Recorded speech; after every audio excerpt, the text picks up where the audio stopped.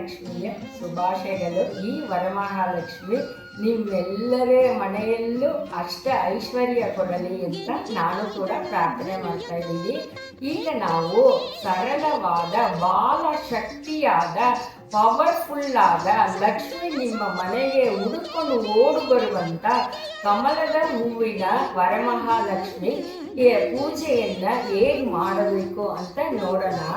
ಈಗ ಮೊದಲಿಗೆ ನಾನು ಅಕ್ಕಿ ತಟ್ಟೆಯಲ್ಲಿ 9 ಹಿಡಿ, 9 ಅನ್ನೋದು ಭಾಗ್ಯಸ್ಥಾನ, ಅದರಿಂದ 9 ಹಿಡಿ ಅಕ್ಕಿ ಹಾಕ್ತೀನಿ.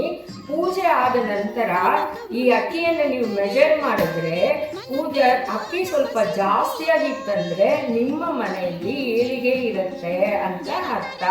ಕಡಿಮೆ ಆಯಿತು ಅಂತ ಹೇಳಿದ್ರೆ ಸ್ವಲ್ಪ ಫೈನಾನ್ಷಿಯಲಿ ಲೋ ಆಗ್ತೀರಾ ಅಂತ ಅರ್ಥ. ಅದರಿಂದ ನೀವು ಯಾವಾಗಲೂ ಹಿಡಿಗೆ ತುಂಬ ಪವರ್ ಇದೆ, ಅದರಿಂದ ಕೈ ಹಿಡಿಯಿಂದ ನಾನು ಹಾಕ್ತಾ ಇದ್ದೀನಿ. ಇದು 9 ಹಿಡಿ ಹಾಕಿದ್ಮೇಲೆ ಅಕ್ಕಿಯನ್ನ ಈಗ ಈ ಕಮಲದ ಹೂವು, ಬಿಳಿ ಕಮಲದ ಹೂವು ತುಂಬ ಶ್ರೇಷ್ಠ. ಸಿಕ್ಕದ ಪಕ್ಷದಲ್ಲಿ ನೀವು ಪಿಂಕ್ ಕಲರ್ ಹೂವು ತಗೋಬಹುದು. ಈ ಕಮಲದ ಹೂವನ್ನು ಹೀಗಿಟ್ಟು ವಿಳ್ಯದೆಲೆ ಎಲ್ಲ ತೊಟ್ಟು ನಾನು ತಂದಿದ್ದೀನಿ. ಯಾಕಂತ ಹೇಳಿದ್ರೆ ತೊಟ್ಟಲ್ಲಿ ಮೂದೇವಿ ವಾಸವಾಗಿರ್ತಾಳಂತೆ. ಇದರಲ್ಲಿ ದುರ್ಗಾ, ಲಕ್ಷ್ಮಿ, ಸರಸ್ವತಿ 3 ದೇವಿಯರನ್ನು ಇದರಲ್ಲಿ ಇರೋದ್ರಿಂದ ಈ ಪೂಜೆಗೆ 9 ವಿಳ್ಯದೆಲೆಯನ್ನ ನಾನು ಸುತ್ತಲೂ ಜೋಡಿಸ್ತಾ ಇದ್ದೀನಿ. ಈ ಸುತ್ತಲೂ ಜೋಡಿಸಿದ ವಿಲ್ಲದ ಎಲೆ ಮೇಲೆ ನಿಮ್ಮಲ್ಲಿ ಬೆಳ್ಳಿ ಕಾಯಿನ್ಸ್ ಇತ್ತು ಅಂದ್ರೆ ಓಕೆ, ಇಲ್ಲ ಅಂದ್ರೂ ನಾರ್ಮಲ್ 1 ರೂಪಾಯಿ ಕಾಯಿನ್ಸ್ ಇಟ್ಕೊಳ್ಳಿ. ಈಗ ನನ್ನ ಹತ್ರ ಬೆಳ್ಳಿ ಕಾಯಿನ್ಸ್ ಇದೆ, ಅದರಿಂದ ಒಂದೊಂದು ಬೆಳ್ಳಿ ಕಾಯಿನ್ಸ್ ಇಡ್ತಾ ಇದ್ದೀನಿ ಇದ್ರ ಮೇಲೆ. ಇದು ಆದ್ಮೇಲೆ ಇದ್ರ ಮೇಲೆ ಲವಂಗ ಬಂದು ಶುಭದ ಸೂಚನೆ ಮತ್ತು ಮಹಾಲಕ್ಷ್ಮಿ ಶುಕ್ರ ಅಲ್ಲಿ ಓಡ್ ಬರ್ತಾನೆ ಅಂತ ಲವಂಗವನ್ನ ನಾನು ಈ ವಿಲ್ಲದ ಎಲೆ ಮೇಲೆ ಒಂದೊಂದು ಲವಂಗ ಇಡ್ತಾ ಇದ್ದೀನಿ. ನೀವು ಕೂಡ ಇದೇ ತರ ಪೂಜೆ ಮಾಡಿದ್ರೆ ಖಂಡಿತ ಆ ಲಕ್ಷ್ಮಿ ನಿಮ್ಮನ್ನು ಹುಡ್ಕೊಂಡ್ ಬರ್ತಾಳೆ. ಕಳಶ ಹಿಡದೇ ಇರೋರು ಕೂಡ ಈ ಪೂಜೆಯನ್ನ ಮಾಡ್ಬೋದು. ಸರಳವಾದ ಪೂಜೆ ಮತ್ತು 1 ರೂಪಾಯಿ ಕಾಯಿನ್, 9 ಕಾಯಿನ್ಸ್ ನಾನು ಇಟ್ಕೊಂಡಿದ್ದೀನಿ. ಈ ಬಿಲ್ಲದ ಎಲ್ಲ ಹಿಂಗೆ ಜೋಡಿಸ್ಬಿಟ್ಟು ಈ ತಾವರೆ ಹೋಗೋದ್ಮೇಲೆ ಒಂದೇ ಒಂದು ಗೋಮತಿ ಚಕ್ರ ನಿಮ್ಮ ಮನೇಲಿ ಇತ್ತು ಅಂದರೆ ಇಡೀ ಪರವಾಗಿಲ್ಲ, ಇಲ್ಲ ಅಂದ್ರೂ ತೊಂದರೆ ಇಲ್ಲ. ಆಯಿತು, ಈಗ ಗಣಪತಿ ವಿಗ್ರಹನ ನಾನು ಇಲ್ಲಿ ಇಡ್ತಾ ಇದ್ದೀನಿ. ಈಗ ನಿಮಗೆ ಯಾವುದೇ ಪೂಜೆ ಮಾಡಿದ್ರು ಗಣಪತಿ ಇರಲೇಬೇಕಲ್ವಾ. ಫಸ್ಟ್ ನಾವು ಗಣಪತಿ ಪೂಜೆಯನ್ನು ತಾನೇ ಮಾಡ್ತೀವಿ. ಅದರಿಂದ ಓಂ ಗಮ್ ಗಣಪತಿ ಅಂತ ನೋಡಿ ಬೆರಳು ಬಂದು ಈ ಬೆರಳು ತಗೋಬೋದು, ಈ ಬೆರಳು ತಗೋಬೋದು. ಅರಿಶಿನ ಕುಂಕುಮ ಪೂಜೆ ಮಾಡೋದಕ್ಕೆ ಈ ಬೆರಳಿಂದ ಮಾತ್ರ ಮಾಡಬಾರ್ದು. ಈಗ ನಾನು ಗಣಪತಿಗೆ ಓಂ ಗಮ್ ಗಣಪತಿಯೇ ಅಂತ ವಿಭೂತಿಯನ್ನು ಫಸ್ಟು ಹಾಕ್ತಾ ಇದ್ದೀನಿ. ನೀವು 9 ಬಾರಿ ಇದನ್ನು ಮಾಡಿ ಹೂವು ಹಾಕಿ ಆಮೇಲೆ ಗಣಪತಿಗೆ ನೈವೇದ್ಯ ಮಾಡಿ ಆಯಿತಾ. ಈಗ ಈ 9 1 ರೂಪಾಯಿ ಕಾಯಿನ್ಸ್ ತಗೊಂಡಿದ್ದೀನಿ ನಾನು. ಈ ಕಾಯಿನನ್ನು ನೀವು ಮನಸ್ಸಲ್ಲಿ ಕಣ್ಣು ಮುಚ್ಕೊಂಡು ಪ್ರೇ ಮಾಡ್ಕೊಳ್ಳಿ.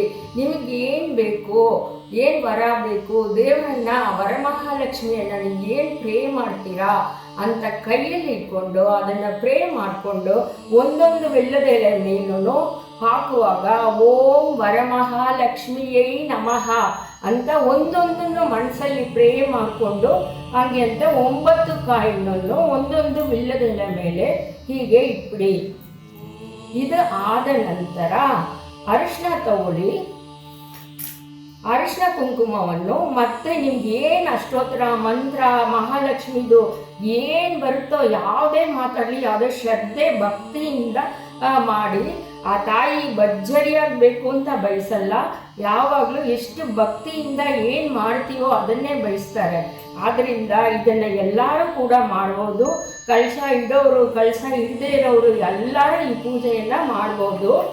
ಈಗ ಆಯಿತು. ಇದಾದ ನಂತರ ಇದಕ್ಕೆ ನೀವು ಏನಾದರೂ ಒಂದು ನೈವೇದ್ಯ ಮಾಡ್ಬೋದು. ಇದು ಆದ ನಂತರ ಇದಕ್ಕೆ ನಾನು ಪಿಂಕ್ ಕಲರ್ ತಾವರೆ ಹೂವು ತಗೊಂಡಿದ್ದೀನಿ. ಇದಕ್ಕೆ ಈಗ ಆ ಪೂಜೆ ಆದಮೇಲೆ ಆ ವರಮಹಾಲಕ್ಷ್ಮಿಗೆ ನಾವು ಆರತಿ ಮಾಡಬೇಕು. ಆ ಆರತಿಗೆ ನಾನು ಹಸಿ ಕರ್ಪೂರ ತಗೊಂಡಿದ್ದೀನಿ. ನೀವು ತುಪ್ಪದ ಬತ್ತಿ ಇದ್ರೂ ತುಪ್ಪದ ಬತ್ತಿ ಕೂಡ ತಗೋಬೋದು. ಹಣ್ಣು ಎಲ್ಲ ನೈವೇದ್ಯ ಇದಕ್ಕೆ ಮಾಡ್ಬೋದು. ಇದು ಗಣಪತಿ ವಿಗ್ರಹ ಇಲ್ದಿರೋರು ಅರಿಶಿಣದಲ್ಲಿ ಚಿಕ್ಕದಾಗಿ ಗಣಪತಿಯನ್ನ ಮಾಡಿ ಇಡ್ಬೋದು ಆ ವಿಲ್ಲದ ಎಲೆ ಮೇಲೆ. ಹೀಗಿಟ್ಟು ಈ ತಾಯಿಗೆ ಓ ಮಹಾಲಕ್ಷ್ಮಿ ಹಾಡು ಏನೇ ಇದೆಯೋ ಅದೆಲ್ಲ ಹೇಳಿಕೊಂಡು ಹೀಗೆ ಕರ್ಪೂರದಲ್ಲಿ ಇಟ್ಟು ಪೂಜೆ ಮಾಡಿ, ಇಲ್ಲ ಬತ್ತಿ ತುಪ್ಪದ ಬತ್ತಿ ಆದರೂ ಪೂಜೆ ಮಾಡಿ, ಯಾವ್ದು ಮಾಡಿದ್ರು ತೊಂದರೆ ಇಲ್ಲ, ಯಾವ್ದು ಬೇಕಾದರೂ ಮಾಡ್ಬೋದು. ಆದ ನಂತರ ನೀವು ಈ ಪೂಜೆ ಆದ ನಂತರ ಈ ತಾವರೆ ಹೂವನ್ನು, ಈ ಕಾಯಿನ್ಸ್ ಹಣ್ಣು, ಈ ಲವಂಗ, ಇದು ಮೂರನ್ನು ನಿಮ್ಮ ಬೀರೋಲ್ಲಿ ಇಡ್ಬೋದು, ಅಥವಾ ನಿಮ್ಮ ಯಜಮಾನರು ಯಾರೋ ಜನಿಸಿದ್ರೆ ವಾಲೆಟಲ್ಲಿ ಒಂದು ರೆಕ್ಕೆ ಇಡ್ಬೋದು, ಹ್ಯಾಂಡ್ ಬ್ಯಾಗಲ್ಲಿ ನೀವು ಇಟ್ಕೋಬೋದು.